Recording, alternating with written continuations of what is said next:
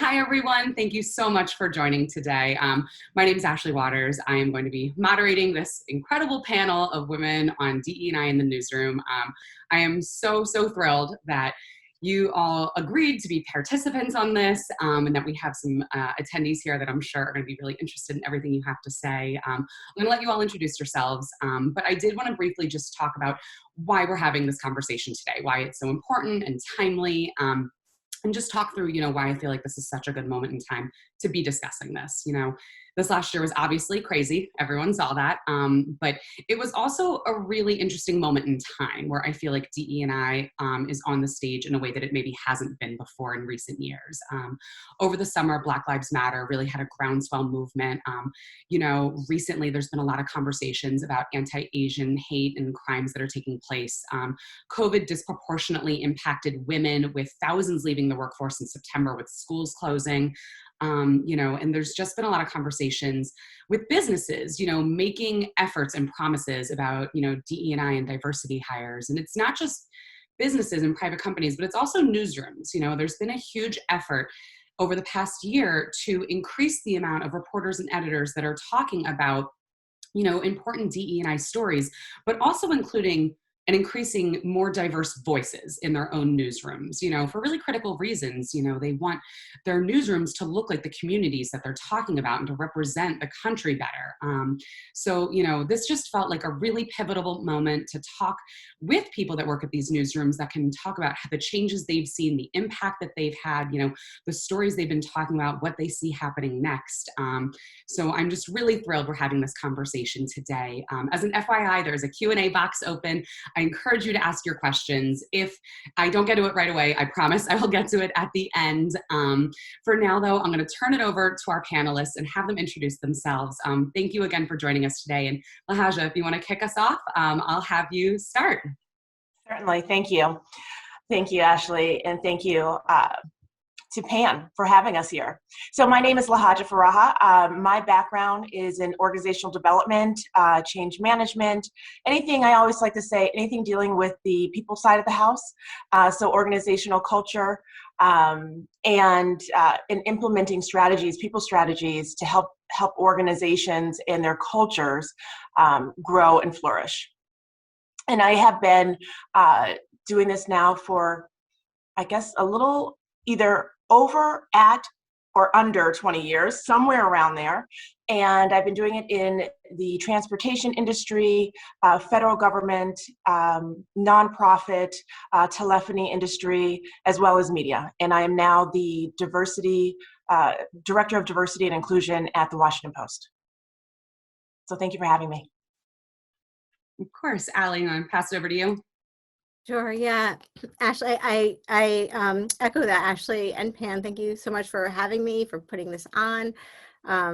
Sincerely, I've been so excited to get in this room with these amazing peers of mine and have these important conversations. I'm Allie Jackson Jolly. I am an assistant managing editor with Forbes. I was brought on about 6 months ago now, initially to create newsroom initiative, DEI initiatives. So, create pipelines and career pathing and that sort of thing. But then in January, that role was extended, understanding that, we needed to be more holistic in our approach. And so I am now, in addition to taking care of and thinking about initiatives, I am thinking about DEI content and our various communities that also tap into DEI. Great, thank you. Emily, you want to chime in next? Oh, Emily, I think you're on mute. Thank you. My name is Emily Peck. I'm currently the co-host of Slate's Money podcast, and until recently, I was a reporter at the Huffington Post, where I'd been for a long time covering these kinds of issues. Diversity, equity, and inclusion. And my focus over the years has been holding companies accountable for their diversity, equity, and inclusion decisions and holding their feet to the fire when they say they're going to do something and making sure they're going to do it. So that's sort of my specialty and line of coverage for many years. I'm excited to be here today to talk about it. Great. Diane, I want to wrap us up. Hello, everyone. I hope you all can hear me. Just want to mirror what everyone else said. Thank you, Ashley and Pan, so much for putting this together. I think this is super important. My name is Ayanna Alexander. I am currently the social justice reporter with Bloomberg Law, Bloomberg Industry Group. And I started out maybe 3 years ago as a start reporter, where I moved around to a bunch of different desks. So I was covering everything. Social justice was not a beat at the time. And following the death of George Floyd, the company thought it important that we expand our coverage, and who better to jump on that than me? So I started to kind of pull together ideas on ways that we can kind of implement DEI into our coverage, and it's been pretty successful and receptive so far. And like I said, this is very important. I hope that media continues to grow and expand in the realm of diversity and inclusion. Great, thank you so much. So my first question is kind of general. I just want to get your thoughts and kick off the topic. But in general, what are your thoughts on the importance of diversity, equity, and inclusion in the media? Why do you think it's so important to have racial and gender representation within the newsroom? I think it's important because of the work journalists do. We tell stories about what's going on in the world, and the people telling the stories need to understand the people making the news. And if you just have one kind of person telling the stories, they're not going to have the experiences, maybe the empathy, the understanding, to tell the stories with the proper sensitivity and context. And you see it over and over again, even today, as newsrooms do diversify. Stories get told in ways that are from the perspective, maybe it's a story about a woman that's told from the perspective of a man. Maybe it's a story of a Black person told from the perspective of a white person. It's possible to do that work, but you need everyone, and you need people in the newsroom that can check it, that can offer the context, that can offer the explanation, to do our jobs the best we can do. It's not, the imperative here is the work, the journalism, the media, the stories, and the sensitivity to the subjects is so crucial. This has always been important. And you see it now as places kind of look back at stories from 20 years ago and realize oh, we weren't very nice to Britney Spears or Anita Hill, or, there are so many examples. And it's really important that a diverse group of people tell these stories. Otherwise the stories get missed or mistold. Yeah, I think representation is key, especially when you think about the images that appear in papers and print and online. And I go back to, and I think of Hurricane Katrina. And that was just one of those moments that it was just, it was so hurtful, because there was an image of, white individuals going into a supermarket and getting food, and they were considered surviving. And the same image of Blacks, and they were called looters. So that representation is so important to get it right. Katrina is such a great example. Yeah. The Atlantic has a wonderful podcast about Katrina and kind of dives deep into the media coverage at the time. That is a must listen if you want to think about that some more.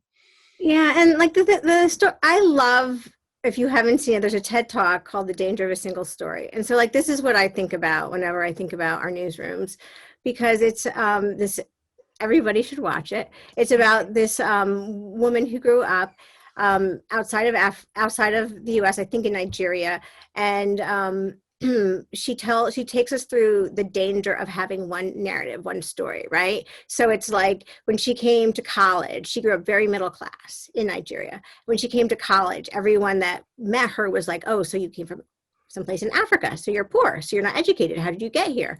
And so she takes you through how we have this one narrative, or her community had this one narrative of what somebody from a country in Africa looked like. And that was because our literature, our newsrooms, had that same narrative that we all listened to. And I think that so when I think about newsrooms, I think about the same thing, right? Even if we want to authentically be telling all the stories in the right way. If they're not our story and we don't understand the nuances, then, you know, as journalists, it is our job to be unbiased, but we have our own echo chambers and we have our own stories. And so to me, the idea of diversity in a newsroom comes down to that. Like, you know, we as professionals want to tell the whole story, but we need to have all the different stories, all the different people amongst us who can help us to tell those stories. So I'm echoing what everyone's saying, but it is something that we can't do. And you can't even do it with like one person of a different group, because, you know, my story is my story as a Black American, but that's not everyone's story. So like, I can't be like the one source that everybody comes to and asks, because I also have my echo chamber, right? Right. It's like you're not a monolith. Like Black people are not a monolith. We all have different lives. I mean, I did a story, in, of course, following the Capitol insurrection, where I spoke to Black police officers, because I think when you think about the police, law enforcement, you're thinking that they're all of the same mind, but they're not a monolith. Everybody is different. So speaking with them, and they expect that kind of was shocking. I think that's why diversity in media is also important, because I don't know that had I or my editors even greenlit the project, that would have gone out there. You know what I mean? Yeah. And I think that that's super, super important to get every single perspective, because there are so many different thoughts. I mean, this world is big. Everybody has an opinion. Look at social media. And I think it is important to get all of those perspectives and not just tell a story one singular way. Mm. And those stories, you know, they penetrate our psyche and they create our experiences with the world, which creates our biases, right? And biases, we know if they go unchecked, leads to stereotypes, and stereotypes leads to discrimination. And that's part of the whole systemic racism that continues to happen and is perpetuated. So it's so important for that representation to be in the newsroom and in our stories. And we got to chat about repeating the podcast, name of the podcast. Oh, the podcast is called Floodlines, and it's about Katrina. And yeah, the media coverage is part of it. It's well worth your time. Yeah. No, thank you. I think those are all really incredibly important and powerful points, you know, and just thinking over the past year, I'm curious if you've seen a shift in your own newsroom or the way that your own publications have changed the way they've covered these topics. I mean, I know a few of you have joined your publications in the past year. So, you know, there's clear, you know, changes there, but I'm just wondering what your experiences have been, whether it's your newsroom or other newsrooms, but what over the past year, do you feel like there's been a shift, like an effort's being made? I would say absolutely. I was an intern in 2017, graduated from college, went back in 2018. And the growth that we have seen from 2018 in coverage from 2018 to now, it's shifted significantly. I'm not sure that I thought that I would see it this soon, given how slow change is, period, but especially in media. But I think last summer really started to kind of rattle people, because we're in a pandemic. We were all at home. We watched what happened. So seeing that all at the same time, you kind of it was a national reckoning. So newsrooms had to also take accountability for the stories that they were telling up until this point.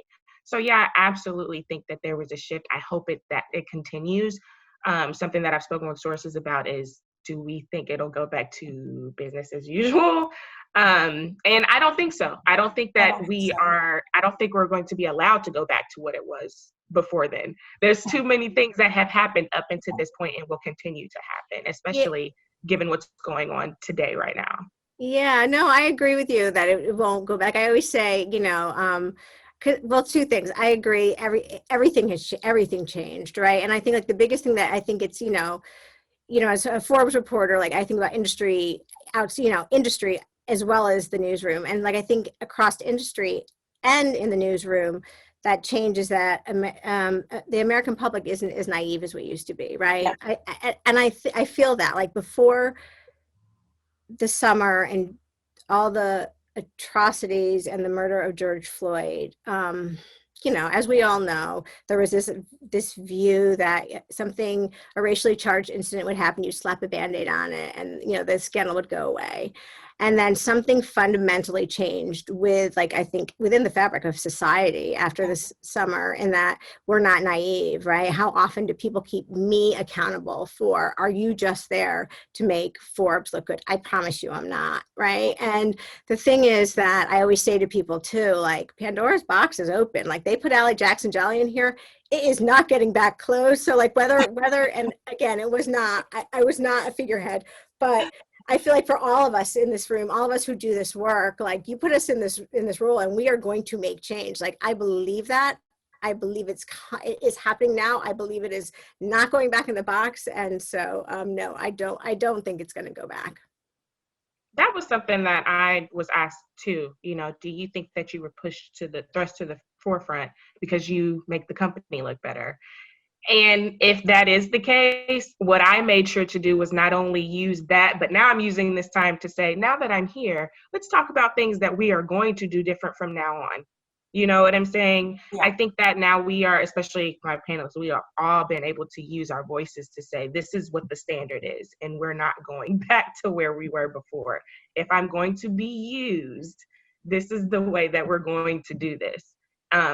I do think that's something that I struggled with for a little bit. I wasn't sure if I was being placed in a certain position just for that, for that meaning. But then over time, I started to see, no, they're not using me. And if anything, I'm kind of opening this mindset so that other reporters who are just as talented as I am can kind of, within the company, can kind of, take that leap that we may not have been able to take before last summer. I know that at the Washington Post, they hired me. I started in late September, and they also promoted Krista Thompson to the managing editor of diversity and inclusion in the newsroom. And she's working with the editors on diversity goals. And one of the things that, we talk on a regular basis, one of the things that she said to me, which I still hold dear in terms of just the ability to shift now with all of the new hires, whether it was in photojournalism, covering multicultural America, the health disparities writer. There were over a dozen positions that were created. And because of that, we can now, and as she says, respond in a different way and cover in a different way. So I don't think it's going to change. I think it's going to get better. I think what happened this summer was the quake that needed to happen to reset and start our path on really looking at not only covering journalism, but looking at the organizational side of diversity as well, which is on my side of the house. One thing I would say is I am optimistic about diversity in media and media companies and media not going back to the way it was. It does seem like we've really made a lot of strides, and there's been so many wonderful hires recently at all levels, high up the chain and entry level. And it seems like people care a lot about this finally now in a new way. Like, I've been in journalism for a long 20 years. I've never seen anything like this. It's clearly something has shifted, which is great. But I've been covering diversity efforts at companies for the past 5-6 years, and I'm quite skeptical that these kinds of changes are going to stick in other industries. Like, I just haven't seen evidence of that. Like, you still look at the biggest, most influential, most powerful companies, and the leaders still basically look the same. And the startup environment being what it is, it's still the same. It's like 5% of VCs are women, much not even talking about are they women of color or not. I mean, it's just very monolithic. And my concern is that, that's not changed. Like, I want to see what happened in media to happen in all these other industries. And right now I've seen them making statements. I've seen them making a few hires. Maybe they bring someone in to head up diversity and inclusion efforts, but they don't actually let that person do their job. And I want to hear more about what you're doing at Washington Post to make an influence. And because I've seen it over and over again, especially in tech, in finance, bring in someone to head up diversity and they leave 2 years later. There's a woman in banking that I covered recently who was the chief diversity officer and is now suing for race discrimination, the company that she worked at. So, I mean, it's really, it's impressive what has happened in the media landscape, and I would like to see it replicated elsewhere. I think that's Yeah, but like I think that I just want to touch on this really quickly, and then because I see another question queuing up. I think it's like, like what you see that people were thinking, I think in the past, and you're right, there different industries are doing this in different ways. But if you look at the companies and the industries that are doing it well, they are where it's not just living in one like vertical or one department, right? Because like I think that again with like part of that like loss of naivete or growing up, it was like, DEI can't be on one person's shoulders. It cannot live in one little department. No, it can't, And so, and like I said yesterday when we were having our conversation, the secret to real change is to give it away. Everybody has to own it. If you want to make change in an organization, everybody has to own it. They have to want it. It cannot be one person telling everyone to do it, and it has to be everyone's mission. And so like I do think that you're right, there are some industries that are slower to do this. Certainly. But I think the more we create as a country a competency of creating this kind of change, then it will be also more transferable. That's my hope.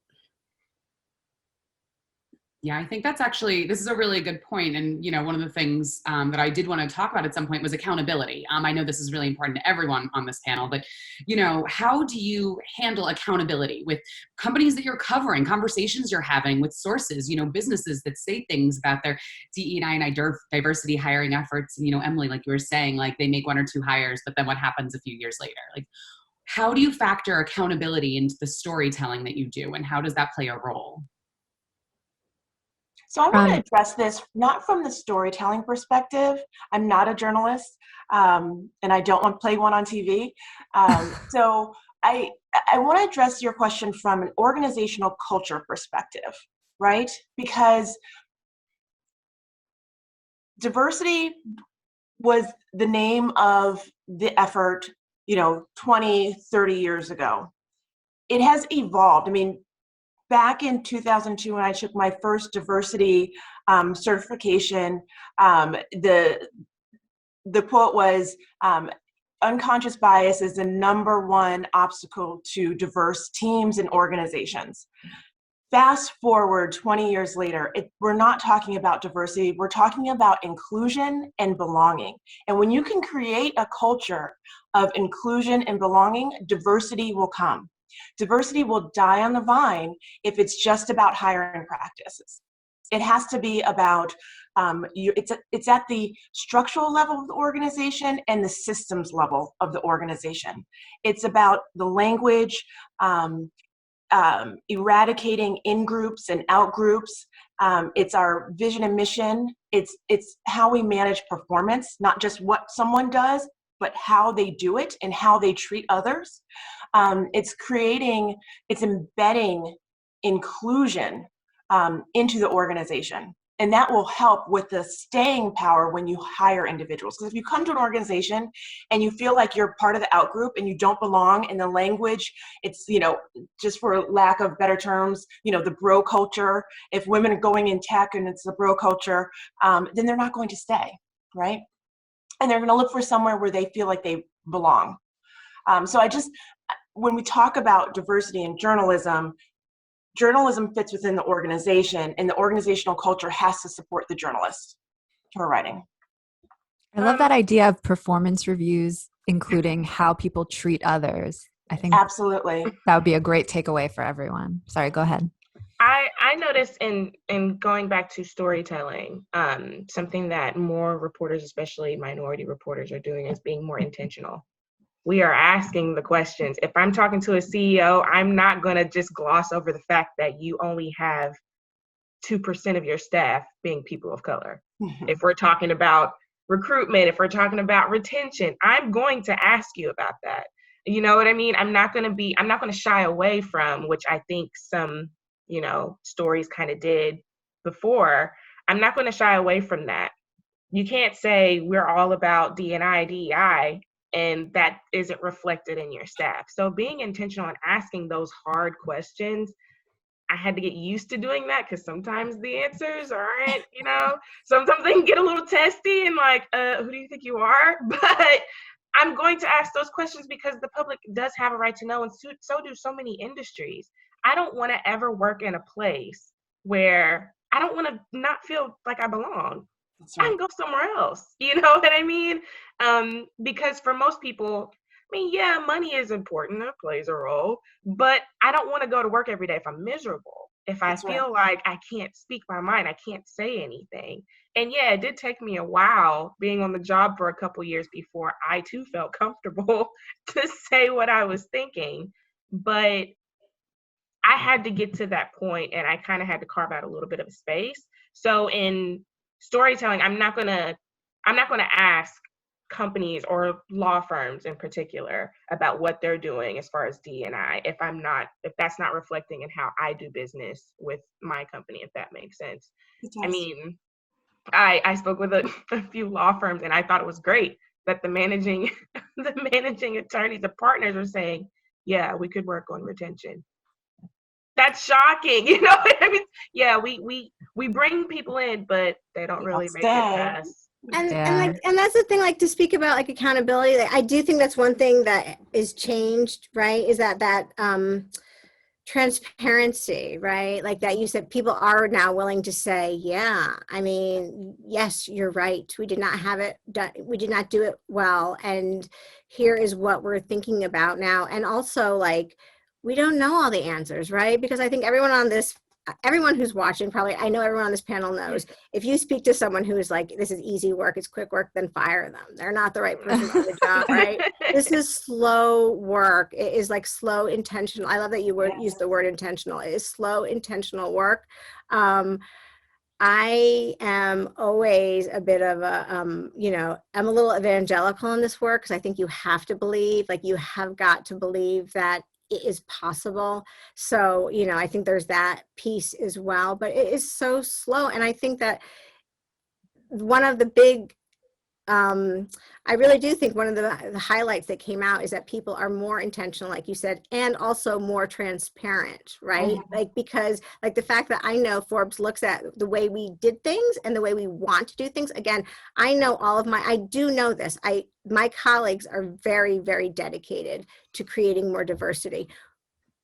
But the thing is, I'm like reading this question about it's such a layered topic. It is. And so that means that you're not going to get it right every time. Like, there are going to be small missteps, but as long as, as a newsroom, you're moving forward and understanding that, and I guess being a little empathetic with each other when you don't get it exactly right, then I think that, as newsrooms, we can move this forward. Yeah, I think those are all great points. And to your point that you just said, there was a question, and I'm going to just read it really quickly. I'm sure everyone can see it also, but I think it's a huge deal that more conversations about DE&I in general, but I don't think intersectionality is understood much, and I don't hear about it as often. I am the white, adoptive, a biracial child, and I didn't realize how layered racism can be, race, class, sex, colorism. How do you see this conversation evolving? Oh man, as somebody from the South, I am at the intersection of all of those things. I am a woman, I am Black, I am brown skinned, but at home I'm darker. So I mean, and classism plays a role there. We didn't grow up with a lot of money, but I had friends who did. It's so many hurdles, so many hurdles, and then being in journalism and seeing all of that as well. I think the conversation, the fact that we're having it, we're more open to having it, because, I'm younger, born in the 90s, so I don't really know too much, but seeing how intersectionality wasn't really broadcast in certain areas, whereas you're talking about it now. Everybody knows what the word is. And you might not know what it means, it's a little fuzzy, but that's okay. The fact that we're actually speaking about it, that's progress. But it's going to take a lot of work, because there are so many layers, as you mentioned, there are so many layers to this to kind of peel through, and you start peeling them back, and then, stuff starts coming out. And I don't know. I am excited to be a part of that, though, kind of pushing that forward and being, again, intentional on how we talk about intersectionality. But it's going to take a while. And like embracing the fuzzy, right? It is fuzzy. And I'm with you. I am a biracial, product of a biracial marriage. My mom is Jewish American. My dad's an African or Black American, sorry. And, like all of those things and all of those, I think it's so much easier now. I know when I was growing up, it was like to your point, I'm too dark for this circle of friends, too light for this circle of friends. Which table do I sit at? I think that the nice, I don't want to be overly optimistic about this because I think this is a really hard topic and there are a lot of people who still struggle with it. But I think the more that we embrace that it's fuzzy, that, there aren't these little boxes that everyone fits perfectly into, the better we as a newsroom, as a society will be able to discuss these, these conversations, these things, and then live, and then just live, as the people that we are. That's the thing. They want everybody to fit into a box, and we have to get out of that mentality. I mean, it's like, I'm talking to this person, what's their race, what's their gender, it doesn't matter.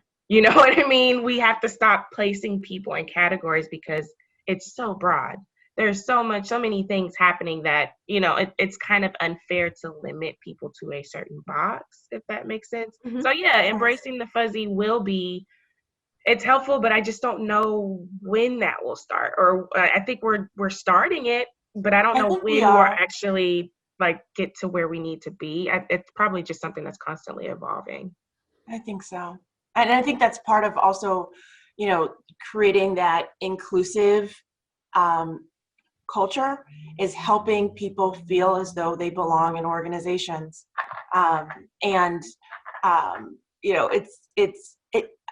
It really is about expanding your network, understanding people, getting to know someone who does not look like you, and truly forming, relationships with people. And stepping out of your box and your comfort zone. There was a question for me. I wanted to address it. Could you read that question? I can't pull it up right now. The question is, the Post is on a hiring spree. Do you have advice for newsrooms that need to diversify but don't have many open positions? Gosh, I think that could be open to the entire panel. I will just say that, again, diversity is not about bringing people in.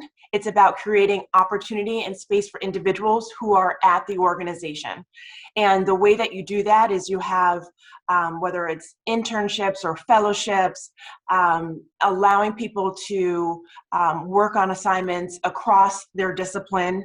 And then again, I know I keep saying this, and I'll probably sound like a broken record that keeps skipping, but it truly is about creating the culture of inclusivity. Even if you can hire, again, going back to what I said earlier, even if you can hire people and the culture is there to support it, meaning how people behave, the norms of the organization, what's acceptable and unacceptable, and how we hold people accountable for those things, then people will leave anyway. So if you create the culture, people will come. So you don't need necessarily a big hiring spree. I would add to that too, from the journalist perspective. If you're stuck in a newsroom that can't hire to diversify, there's actually a lot you can do as a journalist, as a reporter or editor, to make sure you're talking to a diverse range of sources. That is you can start that today, this minute, right now. Take a look at who you normally talk to. At HuffPost, when I was there, everyone was asked to audit their past few stories and just track it on an Excel sheet. How many were African American? How many were, white, women, LGBTQ? And if you don't know, why don't you know? Maybe it's time I try to ask now. I want to know because I want to make sure I'm talking to a representative sample of people. And especially if you're doing the kind of reporting where you're talking to experts, what do your experts look like? Are they all white dudes? Are they, let's mix it up. I know Ben Castleman at the New York Times very famously audits. He's an economics reporter. He does an audit of who he talks to, and it'll change the quality of your reporting. And even though you can't have diverse voices in the newsroom because of hiring or whatever, at least your stories, at least the product your newsroom's putting out is reflective of something bigger than all of you. Yeah, and I think I'm sure that I would hope all of the newsrooms are thinking about doing something similar. The way I think about that is that eventually we will all have our newsrooms will all be a representative of America, right? They will all be diverse. But until that happens, and again, it's slow work, then you have to think about how you're pushing those diverse stories through the newsroom. So, like it's the rejection of keeping your nobody, keeping your DEI stories, and I hate that term, but just so that we understand what it means, like those DEI stories in one vertical, saying no, we're not going to cover it in that way. For Forbes, we launched a huge initiative, a newsroom-wide initiative called State of Black Entrepreneurship, the Forgotten, and we're covering like Black business titans who would have been should have been covered if the world was as it should have been, but they weren't. And so even though like someone on my team is spearheading that, it's her project, there's somebody from every single beat working on that. And so, I say that because they're covering these stories, we're working together. Right now, we're not as diverse as we will be eventually, but that doesn't mean that we're not trying to cover these stories more holistically. And, again, whether it's about like, a tech story that happens to be about somebody from a diverse background, or, topics that are impacting diverse people in different ways, we're making sure that it's not just living in one little vertical where nobody cares about it. So we started a similar audit just with gender. We have this button in our software when we put our stories on the back end that's called like being she said, because we wanted to implement more women into our stories. That's how we started maybe 2 years ago. And then as far as race and gender, we wanted to be very careful as to not do it just as a button, you know what I mean? But something that I and a few other newer reporters who came on, we've been talking to different editors and, bigwigs, just when it comes to certain stories, like I'm writing a story around the murders of Black trans women continuing to grow, and there's no end in sight. We need to know these trade associations, you know what I mean? And it's like, oh, you don't want to always have to talk to a trade association because they're going to give you just this bland statement. That's not always the case, especially when it comes to stories like that. Making sure that we're talking to, like Emily said, speaking to the right sources, and diversifying our sources is definitely a way to kind of start that. Also, when it comes to hiring and bringing, going on a hiring spree, I think we should really be careful, and this was said before, but I think we should really be careful about not just bringing just minority people just in with no, just doing it just to do it. Yeah. Because then that kind of edges into tokenism. And I have been somebody who has been a token for a company before. It does not feel good. It does not feel good. If you don't feel good about yourself, it kind of makes you question your talent and what you bring to any company. But I think that's something that PR and not PR, but hiring HR has to be careful about doing. Just creating those opportunities, yes, that's correct, for everyone to kind of take advantage of, but being open, having that open mind, and knowing that there are minority reporters who do not get the chance to actually take advantage of those opportunities. You know what I mean? I think it really is kind of like dancing on a thin wire. It's a fine line. But I'm optimistic to a degree, I'm cautiously optimistic, I don't want to jump out the window, but I can see that, HR and media in particular, they're trying, I guess it's just what happens die hard, I guess. And it'll be interesting to see what happens moving forward, because I do want to see other reporters who look like me, not only at my company, but all over the place. Yeah. I think that's actually a really good segue to one of the questions we got, which is, how can PR professionals support DE&I efforts in the media and push our clients to be intentional in their initiatives? And so I think that question, like you said it yourself, like just be intentional, right? Like I know like everyone here probably like I could probably guess what all of your inboxes are full of. I know mine are. Like you just look at the news and you see like people, think about, a story that's in the news and then they try and say, okay, this my piece that I want you to cover is related to the Asian hate crimes that are going on, and they're not. And honestly, like it's offensive to tie something to something as horrific as what's going on with Asian hate crimes to try and get a story in. And yet, like I understand, like I'm not saying this to be mean or ugly, because I'm just saying, like, I think your question's a great one, and I think it's just be intentional. Take a moment, think, am I just trying to get coverage because it's, right now, a flash in the pan, kind of interesting to talk about, this particular DEI topic, or is there really a connection? And if there's not a connection, I actually think it harms your chance to get into a newsroom if you make that fake connection, because it can be insulting, right? Because these are like devastating, exhausting topics. Like I've been in this body for 48 years. Like as optimistic as I am, it's like, it's exhausting that we're doing this work and I want to do it, but I don't want to be insulted by a PR pitch that I can read between the lines and know that you just want coverage for your story. Oh my God, I can't tell you my inbox with some of the pitches. I read them and it isn't, I appreciate the ones that start out with, we saw that you covered XYZ. And because you covered that, this is why we have a good source for you. I appreciate that because that's straightforward.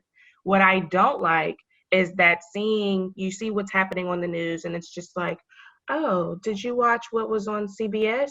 Well, if you did, we were talking about what's happening here and we think you'd be great. Like you're pitching me. You're pitching me. You're asking me to do something. Like, don't pitch me and say, we think you would be great for this. Because that makes it sound like I'm asking you or I'm interviewing something for you. And it's just like, I have a lot on my plate. I'm probably already covering this. If you would like for me to include your client, of course. I love expanding my sources. But with that being said, I think you should also talk to your clients in the same way. Like, approach your clients in the same way, being intentional. Don't just go and say, well, this matches what happened here, so that's our in, because that is kind of disgusting. You know what I mean? We can read through that. We can see that. It's just, are you approaching me because you think we have a connection due to what's happening in the world? Because what's happening in the world probably won't stop anytime soon. So like that's kind of like, it kind of makes you feel dirty. You know what I mean? Be intentional with me. If you want me to be a part of your team, if you want this person to be a part of your team, actually, it needs to be authentic. It needs to be genuine. Yeah. So yeah, that is kind of, I got triggered a little bit just thinking about, oh yeah, that's how my inbox looks. I get a lot of that. And sometimes I look at it and just be like, I don't know what to do with this. Or I'll forward it to a colleague, or if it doesn't have anything to do with me, but those type of connections are kind of weird. I also think in times like over the summer with George Floyd, companies and PR professionals, sometimes you just need to listen and not rush to your social media, to Twitter or Instagram to post about, where you stand on an issue. Like no one cares right now. Like especially, I can't tell you during the summer how many companies were out on social media saying Black Lives Matter. And I was getting emails from their employees telling me, absolutely, these people do not believe that. That is not how I've been treated. Yeah. Like, I mean, I did so much reporting on this. It was embarrassing. And there was no reason for 99.5% of those companies to post Black squares on Instagram. Like, just shush, quiet. It's not your time right now. Especially if, any reporter could talk to your employees and find out a different story. Like, maybe it's time to look inward before you go out, like just make sure you have your house in order before you pitch me your expertise on an issue that you're clearly not expert on yet. I think listening is, I mean, I'm not a PR professional, so I don't know. I mean, maybe you can't afford to do that kind of work, or it's just not part of how it all works internally. But sometimes it's time to listen and it's not time to blast your message out yet, get your house in order. It's powerful. Yeah, I think that's really important. I also think it's really valuable to hear it directly from everyone on this panel. I think that hearing it directly from all of you is really important and useful as well. Another good question we got that I want to read quickly is this person wrote, I don't love the very commonly used strategy of supporting the message DEI is good for business bottom line. It obviously is. Why do we have to show those statistics to business leaders when it's simply the right thing to do? Seems like the bulk of the DEI work falls on marginalized groups to show their value of services. Recently, our CEO sat in with all women employees to candidly hear from them, as well as attend and invited all executive leaders to hear from a DEI leader in the industry. The focus was on listening, which is right back to what you were saying. I found that to be authentic. What else can leaders do to shift the culture? It's a mindset thing. I did a story with on KPMG in the UK. I don't know if you guys remember. He was talking about how diversity and inclusion isn't real, and we don't need to pay attention to it. So of course, we couldn't talk to him. He resigned. They put out a statement, and we kind of just did this surface level type of story. But I kept asking, why would somebody?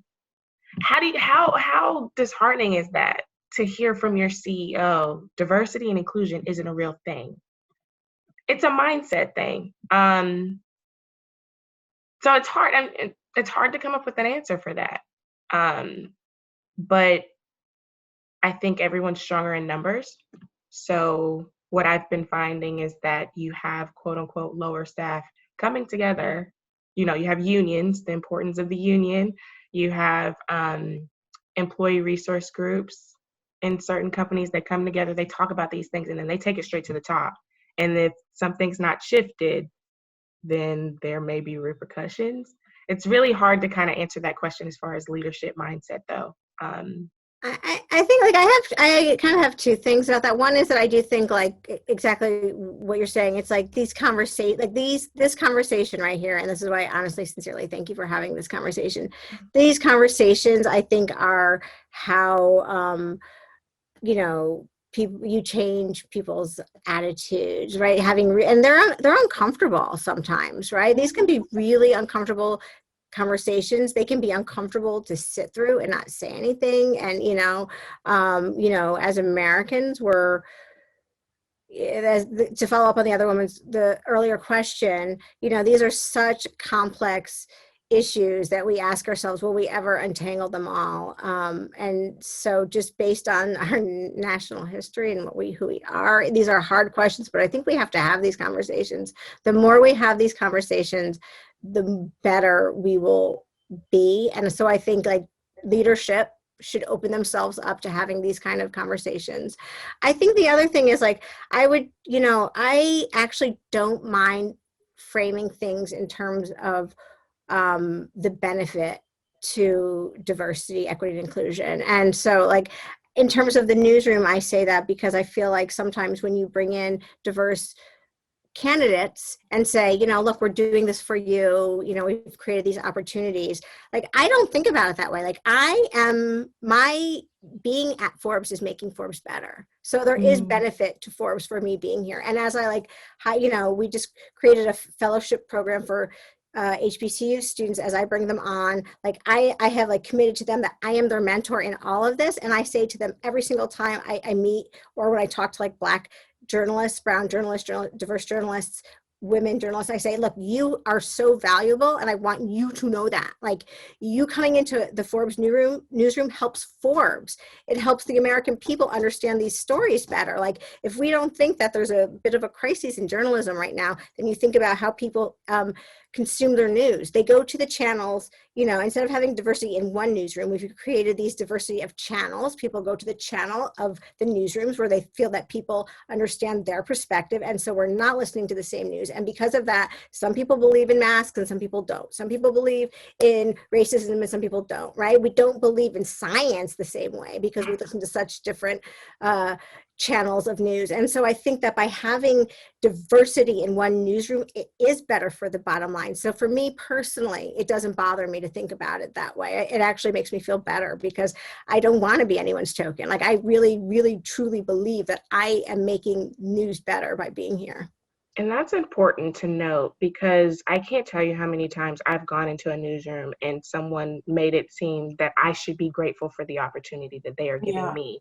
When I am the person who knows what I bring to the table, I make you look better. Mm-hmm. You know what I mean? That's something that, like I said to you guys yesterday, I graduated from Howard. That was kind of beat into us early. You are the prize. You know what I mean? You are the person who is making this place better. Don't ever forget it. Don't ever let them tell you any differently. So I understand how that, this is good for business, bottom line, that type of thing, how it can be kind of like, oh, we shouldn't have to say that. But unfortunately, because of that mindset that I was mentioning, we kind of do have to say it because that's the way of thinking, And I don't want to say overall because not everybody. Yeah, I think you're right. and I think like that mentality is the mentality that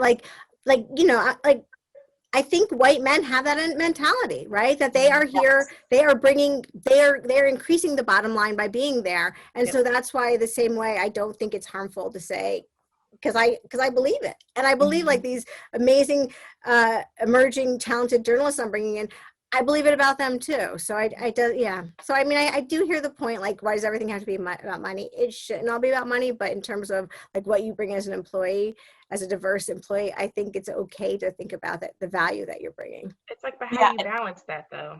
But I think also it's not just about the money and the bottom line. It's about every aspect of the organization, right? You are creating, by your presence, you are creating a more diverse and inclusive organization where other people can see people that look like them, have similar backgrounds, share similar stories. So I would say it's the bottom line, but it's much more than that too. Yeah. And Good so point. I went to Howard too. Yes. Yeah, and I think it's interesting too, because I've always worked in PR and it happens to have a lot of female leaders. And I've always been really lucky to have female mentors and female bosses. So I've always worked in industries where I see myself reflected. A lot of people don't experience that. And I think that it's a really just important point, like, having that reflection, like people that, your community within an organization and how critical that is. One thing I wanted to ask, pivoting slightly, just because I think it's really timely and I would be remiss not to bring it up, but, as we're hopefully ending the end of the pandemic, fingers crossed. One of the things brought up yesterday was, your fear that we're entering a two-class system where people are going to be left behind. That were, really suffered, and had really negative impacts due to the pandemic, whether it was the industry they worked in or, just so many countless reasons why. I would love to take a minute to talk about that because I just think it's really important and a good time to be discussing it as we hopefully near the end. Yeah, that question was for me, right? You brought it up yesterday. Okay.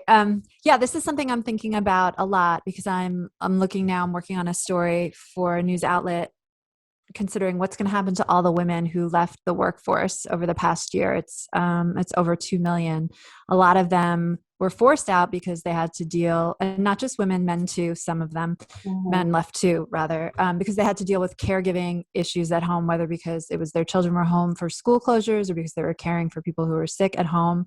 And I've just been speaking to tons of women who are still at home, caring for their children, for relatives, and who aren't ready to go back yet. At the same time, we're starting to see companies announce that we're come back to the office. It's happening. And while there is this notion now, I think, of flexibility, and workplaces and managers are more willing to say, okay, just come in a couple of times a week, or we're flexible, we're never going back to the way it was. I wonder what's going to happen, because there are some people who can't go back at all, and there's some people who are really ready and they don't have the pressure to stay at home or the need to stay at home anymore. So what I'm worried about and watching now is what's going to happen to those folks who can't go back to work, who still need the flexibility for caregiving. Are we going to wind up with some kind of bifurcation or two classes of workers. And already we're talking about a slice of the workers who can work from home, right? There's a lot of people that didn't have that luxury the whole time. But so yeah, I'm thinking now, how left behind are those workers going to be, and are managers going to be thinking about belonging, just like you're saying, and making sure that the people who can't come back and see their faces in person, that they're getting the same opportunities for promotion and advancement and pay that the people coming in to work are getting. That probably brings up the importance of unions, from where I stand, because we have been trying to figure out how to be fair to everyone. There are some people, first of all, who want to go back into the office and have wanted to go back for months. I think some people, we started kind of opening our doors little by little in October. And then over time, some people came back, some people, never did. And, but we've been trying to figure out a way. I was actually speaking with someone about this today, like maybe we do Tuesday through Thursday where we work in the office, and then Monday and Friday we work from home, because there are a lot of people with kids. There are a lot of people who are caring for, the seniors in their lives. There are a lot of people who simply just cannot come back at this time. But it's hard to kind of, trying to make sure that no one is left behind. I don't know. I hope that we are in an era where we can kind of scoop everybody up and make sure that everybody is considered, which is something that, I can say that personally we've been thinking about, but I'm just not sure, because this pandemic is just, we don't know what's going to happen with it, right? So no. Yeah. Everything's it's up in the air. Yeah. So. No, you're right. It is like this. It's the one thing I have such a hard time finding my optimism. It breaks my heart. Honestly, I think about, separate from our industry, I think about school kids the most. This is a question that keeps me up at night. I think with respect to the newsrooms, I just think we have to be careful, because I think there are so many opportunities. Like, I think most of our newsrooms proved you can do this from home. And in many ways, someone interested in DEI, that's a good thing, because like, we are hiring, it's easier. New York City, the tri-state area is an expensive place to live as a journalist. And so in many ways, allowing people to live from anywhere in the country and not having to move to New York City releases a barrier, gets rid of a barrier. And I just had this debate. We had this like very long conversation with my boss this morning. But then what about, to your point, what about those behind the scenes networking conversations that are happening? Are those same people that you thought you were lifting the barrier to now being left out because they're not networking and they're not getting FaceTime?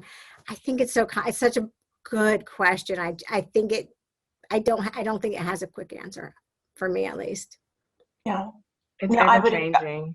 I would agree. I think it's something that we need to pay attention to as we move forward, because not only does it impact the individual and their career trajectory, but also their families, right? Because that's money that's not coming into the home for the kids. You're losing, and some of the women that got laid off were the breadwinners, right? And so that's a huge income that was lost out of their family. And then trickle down on that, then you get into, property and losing homes and having to build that back up. So I think that's something that as a society, we need to pay attention to, not just organizationally. Mm-hmm. Yeah. Yeah, being cognizant of time, I wanted to make sure that I gave you guys an opportunity. If there's any topics we didn't touch on, I would love to give you guys a chance now just to share anything that you feel like is really critical or really important. Anything that I didn't ask, that the audience didn't ask, just defer to you guys if there's anything that we didn't discuss today. And the only thing, and I'll say as quickly as I can, I think that even though I agree with everybody here that it can't only about creating those pipelines and building, bringing in new talent, I think that is an important piece of it with everything else. And so, it infuriates me, as I'm sure it does everyone here, when people say, whether, we're talking about any diverse group, that the talent just isn't there. That's a BS argument. It makes me so angry. Ooh. And, you know, like I like to point to the way that I was hired, that I did not come from a newsroom with 20 years. Instead, I came from Capitol Hill and worked for the National Women's Business Council, and, really was a change maker more than a journalist. I learned journalism as a freelancer and did that for a decade because I had kids, and, my career path changed. And so I just think that it's really, I think I would challenge every newsroom, if you're not already doing it, and really every industry, think about getting rid of that status quo that everyone has to have one path to your Yeah. organization or your newsroom. It is not true. It makes us better when we accept that other expertises and experiences are valuable as well. Well said. Very well said. All right. Well, thank you guys so much for this incredible conversation. I'm very grateful that you all agreed to participate today. I feel like I learned a lot today. I'm sure that our attendees do also. It means a lot that you gave up, a chunk of your day on a Friday and a chunk of your day yesterday to me to agree to do this. I think it was really important and a really critical conversation. So I just want to thank you again for participating and for, just helping be such a large part of this conversation. Thank you, Ashley. And thank you, Thank you Pam. so much. Thank you, Thank you guys. everyone who joined us today. I hope that you enjoyed this as much as I did.